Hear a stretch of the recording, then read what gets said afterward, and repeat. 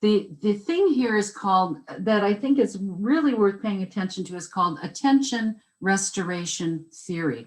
And this has been studied in many ways, in many cities, many places around the world. A lot of research done in Japan and a lot of research done in the United States, in the Midwest area in particular. There's in fact a group called the American Association of Forest Therapy Guides that talks about training people to actually do forest therapy. Some of you may have been hearing about the growth of schools that are sort of free range schools where kids go to school outside all day long. And even in inclement weather, these are very popular in Germany, and they have been coming more into fruition in the United States through COVID, and we may see more of that. The idea here is that when exposed to green space, people feel less aggressive, and they really are. There's some very convincing research studies about this. We also know that being exposed to greenery improves learning and calms your nervous system. Forest bathing is when there are, when you go out into a natural environment, trees, particularly pine trees, and breathe the phytoncides, which are the scents that are emitted and the molecules emitted by trees. If you are in that natural setting, even for an hour, walking slowly, pausing and breathing, you will have an improvement in your body's killer T cells. These are the cells of your body that fight off infection.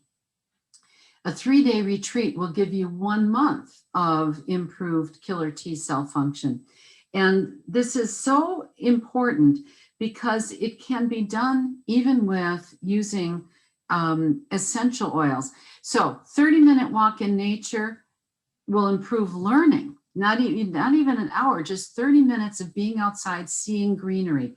And this can be done even in a city, walking in a park, walking on a boulevard where there are trees, seeing greenery. Sometimes in cities, you'll see along the sidewalk between the buildings and the street, there'll be planters filled with beautiful greenery.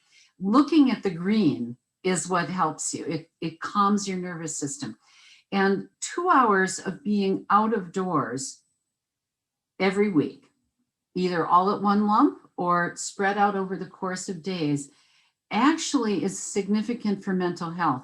It decreases the impact of feeling isolated. I was very happy when I read this study because I had been suggesting this to depressed clients for years and years. Get outside, look around at people. You are not alone in the world. It decreases the feeling of being isolated and separate from the world. And COVID forced many of us to be stuck inside, but most of us were allowed to be outside for the purpose of physical exercise. It really, really helped with isolation if people did that. There's evidence that bringing the greenery indoors also makes a difference. And so plants indoors are very helpful. Diffusing essential oil of pine, it can't be like, you know, a candle from Bed Bath and Body Works that is pine scented. This has to be essential oils, otherwise it doesn't have the same physical impact. This is pretty important. And there was even a study where this was where people volunteered who were staying in a hotel to have their killer T cells measured, and just spending a night with the diffused oil in their hotel room improved their killer T cell function. So this is good stuff to know about. And an interesting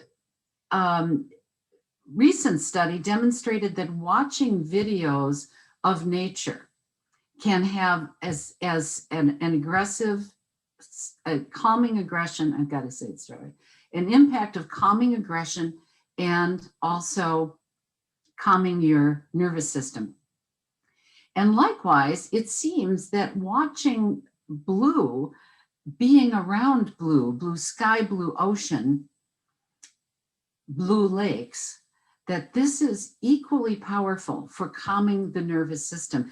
Being near a large body of water has the added impact of different ionization of the air that is very helpful to your nervous system and your physical system in the way that, if you will, perhaps an air purifier or air ionizer might be.